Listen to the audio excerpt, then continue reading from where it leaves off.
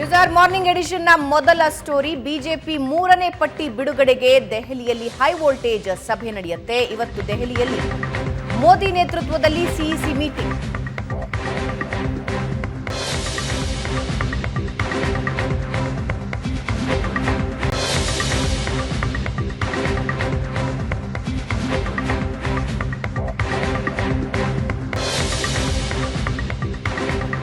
ನಿನ್ನೆ ರಾತ್ರಿ ನಡೆಯಿತು ರಾಜ್ಯದ ಕೋರ್ ಗ್ರೂಪ್ ನಾಯಕರ ಸಭೆ. ನಡ್ಡಾ, ಬಿಎಲ್ ಸಂತೋಷ್, ಬಿಎಸ್ವೈ, ಅಶೋಕ್, ರಾಜೇಶ್ ಭಾಗಿಯಾಗಿದ್ದಾರೆ.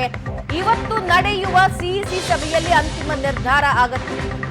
ಮೋದಿ ಜೊತೆ ಚರ್ಚೆ ನಡೆಸಿದ ಬಳಿಕ ಅಧಿಕೃತ ಘೋಷಣೆಯಾಗುತ್ತೆ. 8 ಕ್ಷೇತ್ರಗಳ ಟಿಕೆಟ್ ಅನೌನ್ಸ್ ಆಗಬೇಕಾಗಿದೆ. ಆದರೆ ಅದರಲ್ಲಿ 3 ಕ್ಷೇತ್ರಗಳು ಜೆಡಿಎಸ್ಗೆ ಕೊಡೋದಕ್ಕೆ ತೀರ್ಮಾನ ಮಾಡಲಾಗಿದೆ. ಎಚ್ಡಿಕೆ ಈಗಾಗಲೇ ಬಹಿರಂಗವಾಗಿ ಈ ಬಗ್ಗೆ ಮಾತಾಡಿದ್ದಾರೆ. ನಮಗೆ 3 ಕ್ಷೇತ್ರ ಅಂತ ಹೇಳಿದ್ದಾರೆ. 5 ಕ್ಷೇತ್ರಕ್ಕೆ ಬಿಜೆಪಿ ಅಭ್ಯರ್ಥಿಗಳು ಯಾರ್ಯಾರು? ಏಷ್ಯಾನೆಟ್ ಸುವರ್ಣ ನ್ಯೂಸ್ ಬಳಿ ಇದೆ ಬಿಜೆಪಿಯ ಎಕ್ಸ್ಕ್ಲೂಸಿವ್ ಪಟ್ಟಿ.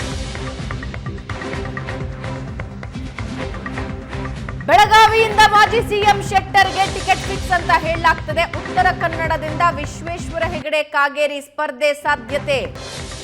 ಚಿಕ್ಕಬಳ್ಳಾಪುರದಿಂದ ಮಾಜಿ ಸಚಿವ ಡಾಕ್ಟರ್ ಕೆ ಸುಧಾಕರ್ ಹೆಸರು ಫೈನಲ್ ಆಗಿದೆ ಅಂತ ಹೇಳಲಾಗ್ತಿದೆ. ಚಿತ್ರದುರ್ಗದಿಂದ ಗೋವಿಂದ ಕಾರಜೋಳ ಹೆಸರು ಪ್ರಸ್ತಾಪ ಆಗಿದೆ. ರಾಯಚೂರು ಕ್ಷೇತ್ರ ಪೆಂಡಿಂಗ್ ಇಟ್ಕೊಂಡಿದೆ ಬಿಜೆಪಿ ಹೈಕಮಾಂಡ್. ಇವತ್ತು ಸಂಜೆ ಮೋದಿ ಜೊತೆ ಚರ್ಚಿಸಿ ಪಟ್ಟಿ ಘೋಷಣೆಯಾಗೋ ಸಾಧ್ಯತೆ ಇದೆ. 5 ಕ್ಷೇತ್ರಗಳಿಗೆ ಪಟ್ಟಿ ಫೈನಲ್ ಆಗಬೇಕಾಗಿದೆ.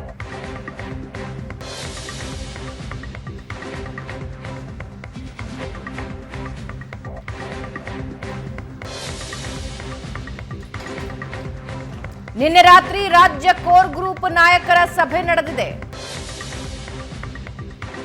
ನಡ್ಡಾ, ಬಿಎಲ್ ಸಂತೋಷ್, ಬಿಎಸ್ವೈ, ಅಶೋಕ್, ರಾಜೇಶ್ ಭಾಗಿಯಾಗಿದ್ದಾರೆ. ಇವತ್ತು ನಡೆಯುವ ಸಿಇಸಿ ಸಭೆಯಲ್ಲಿ ಅಂತಿಮ ನಿರ್ಧಾರ ಕೈಗೊಳ್ಳುತ್ತಾರೆ.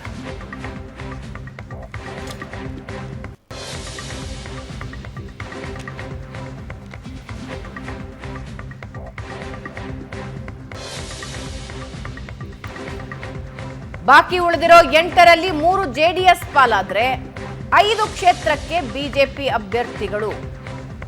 ಸಂಭಾವ್ಯ ಅಭ್ಯರ್ಥಿಗಳು ಯಾರು ಅನ್ನೋದನ್ನ ನಮ್ಮ ಸ್ಕ್ರೀನ್ ನಲ್ಲಿ ನೀವು ನೋಡ್ತಾ ಇದ್ದೀರಾ. ಬೆಳಗಾವಿ ಶೆಟ್ಟರ್ಗೆ ಫೈನಲ್ ಅಂತ ಹೇಳಲಾಗ್ತಾ ಇದೆ. ಉತ್ತರ ಕನ್ನಡದಿಂದ ವಿಶ್ವೇಶ್ವರ ಹೆಗಡೆ ಕಾಗೇರಿ ಸ್ಪರ್ಧೆ ಸಾಧ್ಯತೆ ಅಂತ ಹೇಳಲಾಗ್ತಿದೆ. ಚಿಕ್ಕಬಳ್ಳಾಪುರದಿಂದ ಮಾಜಿ ಸಚಿವ ಡಾಕ್ಟರ್ ಕೆ ಸುಧಾಕರ್, ಚಿತ್ರದುರ್ಗದಿಂದ ಗೋವಿಂದ ಕಾರಜೋಳ. ಆದ್ರೆ ರಾಯಚೂರು ಕ್ಷೇತ್ರ ಒಂದು ಪೆಂಡಿಂಗ್ ಇದೆ ಅನ್ನೋ ಮಾಹಿತಿ ಇದೆ ಇಲ್ಲಿವರೆಗೆ.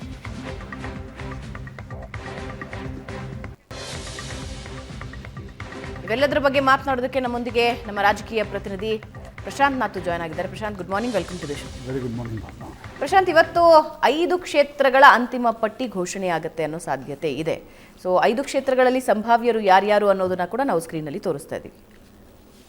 ಮೌನ, ನಿನ್ನೆ ತಡರಾತ್ರಿ 1 ಗಂಟೆಯವರೆಗೆ ಬಿ ಜೆ ಪಿ ಕರ್ನಾಟಕದ ಒಂದು ಕೋರ್ ಗ್ರೂಪ್ನ ಸಭೆ. ಬಿ ಜೆ ಪಿಯ ರಾಷ್ಟ್ರೀಯ ಅಧ್ಯಕ್ಷ J P Nadda, B L Santosh, ಯಡಿಯೂರಪ್ಪನವರು ಹೋಗಿದ್ದರು, ಆರ್ ಅಶೋಕ್ ಇದ್ದರು, ವಿಜಯೇಂದ್ರ ಇದ್ದರು, ಬಿ ಜೆ ಪಿಯ ರಾಜ್ಯ ಸಂಘಟನಾ ಕಾರ್ಯದರ್ಶಿ ರಾಜೇಶ್ ಅವರಿದ್ದರು. ಇವರೆಲ್ಲರೂ ಇರ್ತಕ್ಕಂಥ ಒಂದು ಸಭೆಯಲ್ಲಿ ಸುದೀರ್ಘವಾಗಿರ್ತಕ್ಕಂಥ ಚರ್ಚೆ ಜೆ ಡಿ ಎಸ್ನ ಸೀಟ್ ಕುರಿತಂತೆ ಮತ್ತು ಪೆಂಡಿಂಗ್ ಉಳಿದಿರ್ತಕ್ಕಂಥ ಏನು ಕ್ಷೇತ್ರಗಳಿದ್ದು ಅವುಗಳ ಕುರಿತಂತೆ ಮತ್ತು ಈಶ್ವರಪ್ಪನವರ ಬಂಡಾಯ, ಸದಾನಂದ ಗೌಡರ ಅಸಮಾಧಾನ, ಇದೆಲ್ಲದರ ಕುರಿತಂತೆ ಒಂದು ವಿಸ್ತೃತ ಚರ್ಚೆ ದಿಲ್ಲಿಯಲ್ಲಿ ನಡೆದಿದೆ. ನಮಗೆ ಬಂದಿರತಕ್ಕಂಥ ಮಾಹಿತಿಗಳ ಪ್ರಕಾರ ಏನು ಸೆಂಟ್ರಲ್ ಎಲೆಕ್ಷನ್ ಕಮಿಟಿಯಲ್ಲಿ ಔಪಚಾರಿಕವಾಗಿ ಈ ಒಂದು ಸಿಂಗಲ್ ನೇಮ್ಗಳನ್ನು ಇಟ್ಟು ಅಂಗೀಕಾರ ಮಾಡಿ ಬಹುಶಃ ನಾಳೆ ಸಂಜೆ ಅಷ್ಟೊತ್ತಿಗೆ ಅಭ್ಯರ್ಥಿಗಳ ಹೆಸರು ಪ್ರಕಟ ಆಗುತ್ತೆ ಅಂತಕ್ಕಂಥದ್ದನ್ನು ಬಿ ಜೆ ಪಿ ಮೂಲಗಳು ಹೇಳ್ತಾ ಇವೆ. ಕಾರವಾರದ ಬಗ್ಗೆ ಭಾಳ ಕುತೂಹಲ ಇತ್ತು. ಕಾರವಾರದಲ್ಲಿ ಅಂದರೆ ಉತ್ತರ ಕನ್ನಡ ಜಿಲ್ಲೆಗೆ ಯಾರು ಅಭ್ಯರ್ಥಿ ಅಂತಕ್ಕಂಥದ್ದು.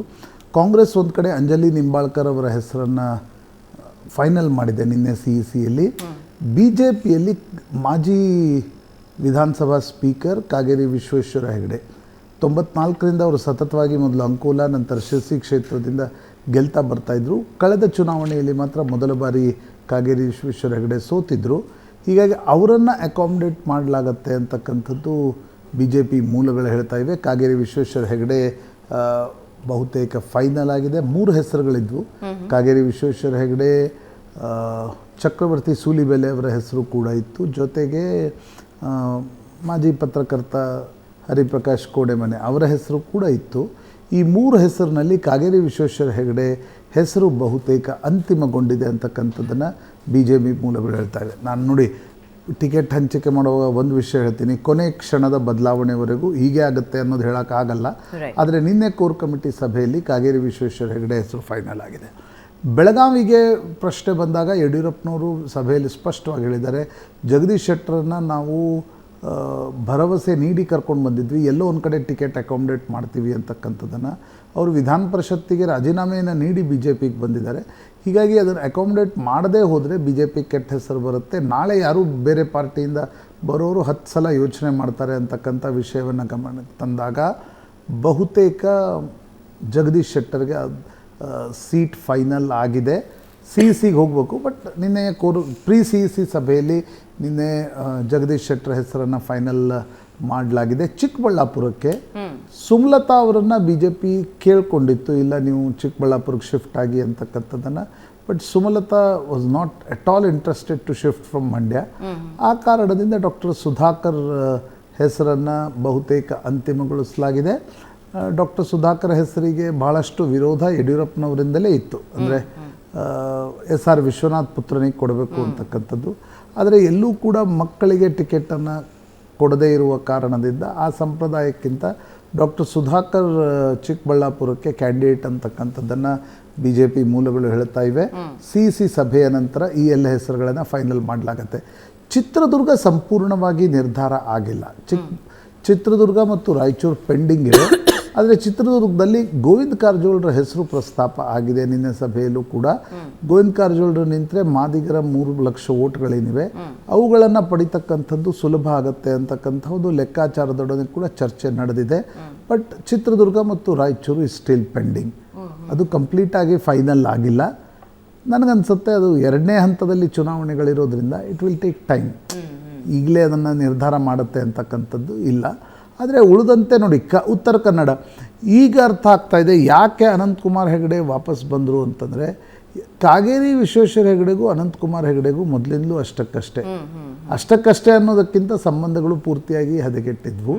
ಕಾಗೇರಿ ವಿಶ್ವೇಶ್ವರ ಹೆಗಡೆ ಯಾವಾಗ ಹೊರಗಡೆ ಬಂದು ಹೇಳಿದರು ನಾನು ಕೂಡ ಆಕಾಂಕ್ಷಿ ಅಂತಕ್ಕಂಥದ್ದನ್ನು, ಆಗ ಏಕಾಏಕಿ ಒಂದು ರೀತಿಯಾಗಿರ್ತಕ್ಕಂಥ ತೆರೆಯ ಮರೆಯಿಂದ ಅನಂತಕುಮಾರ್ ಹೆಗಡೆ ಮುಂದೆ ಬಂದು ಟಿಕೆಟನ್ನು ಕೇಳಿ ಸಾಕಷ್ಟು ವಿವಾದಾತ್ಮಕ ಹೇಳಿಕೆಗಳನ್ನು ಕೂಡ ಕೊಟ್ಟರು. BJP ಹೈಕಮಾಂಡ್ ಅಂದರೆ ಈಗ ಮೊನ್ನೆ ಅಮಿತ್ ಶಾ ಯಾವುದೋ ಒಂದು ಕಾರ್ಯಕ್ರಮಕ್ಕೆ ಹೋದಾಗ ಈ ಸಂವಿಧಾನದ ಪ್ರಶ್ನೆ ಬಂತು. ಅವ್ರು ಹೇಳಿದ್ರು, ನೋಡಿ ನಾವು ನಮ್ಮ ಸಂಸದರಿಗೆ ನೋಟಿಸನ್ನು ಕೂಡ ಜಾರಿಗೊಳಿಸಿದ್ದೀವಿ, ಅಂದಾಗಲೇ ಬಹುಶಃ ಟಿಕೆಟ್ ಸಿಗಲ್ಲ ಅಂತಕ್ಕಂಥದ್ದು ಅನಂತಕುಮಾರ್ ಹೆಗಡೆ ಅವರಿಗೆ ಫೈನಲ್ ಆಗಿತ್ತು. ಯಾಕಂದರೆ ಸಂವಿಧಾನದ ವಿಷಯಗಳೇ ಕಳೆದ ಬಾರಿ ಕೂಡ 2018ರಲ್ಲಿ ಅನಂತಕುಮಾರ್ ಹೆಗಡೆ ಸಂವಿಧಾನದ ಬಗ್ಗೆ ಆ ಹೇಳಿಕೆ ಸರಿಯೋ ತಪ್ಪೋ ಚರ್ಚೆ ಬೇರೆ. ಆದರೆ ಆ ಹೇಳಿಕೆಯ ಪರ್ಸೆಪ್ಷನ್ ಏನು ಕ್ರಿಯೇಟ್ ಆಗಿತ್ತು, ಸಾಕಷ್ಟು ಕರ್ನಾಟಕದ ದಲಿತ ನಾಯಕರು ಹೋಗಿ ಹೈಕಮಾಂಡ್ಗೆ ಹೇಳಿದರು, ಆ ಹೇಳಿಕೆಯಿಂದ ನಮ್ಮ ಕರ್ನಾಟಕದಲ್ಲಿ ಒಂದಿಷ್ಟು ಲಾಸ್ ಆಯಿತು ಅಂತಕ್ಕಂಥದ್ದು. ಅದಾದ ನಂತರವೂ ಕೂಡ 19ರಲ್ಲಿ ಅನಂತಕುಮಾರ್ ಹೆಗಡೆಗೆ ಟಿಕೆಟ್ ಕೊಡಲಾಗಿತ್ತು.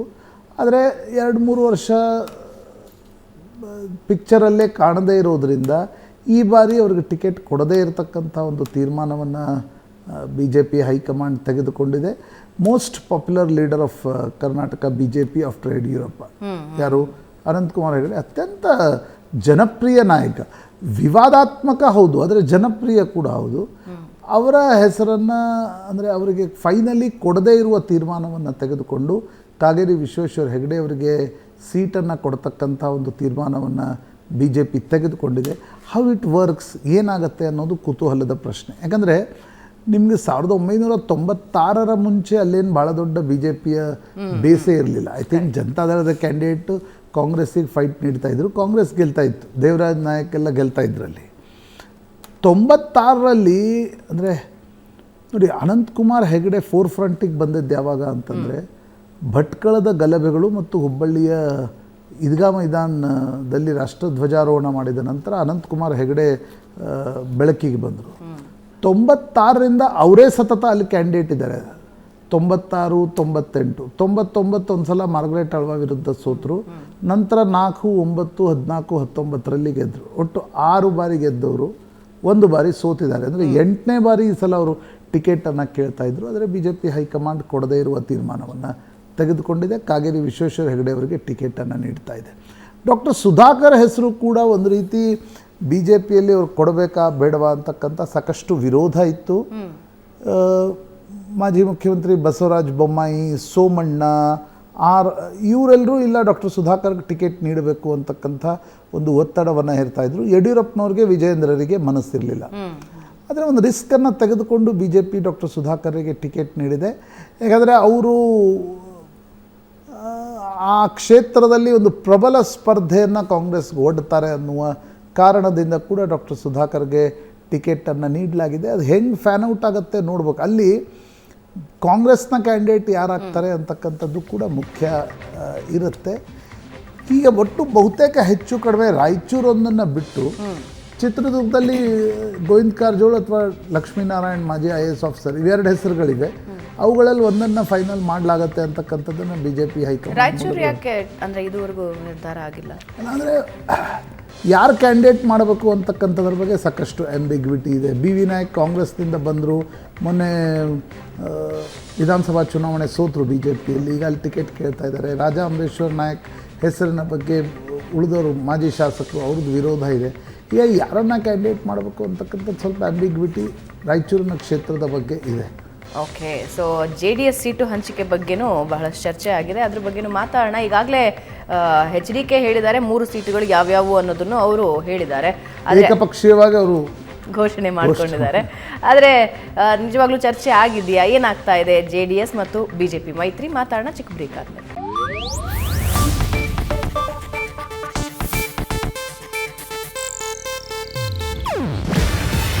ಇದು ಏಷ್ಯಾನೆಟ್ ನ್ಯೂಸ್ ನೆಟ್ವರ್ಕ್ ಪ್ರಸ್ತುತಿ. ನೀವು ನೋಡ್ತಿದ್ದೀರಾ ಏಷ್ಯಾನೆಟ್ ಸುವರ್ಣ ನ್ಯೂಸ್.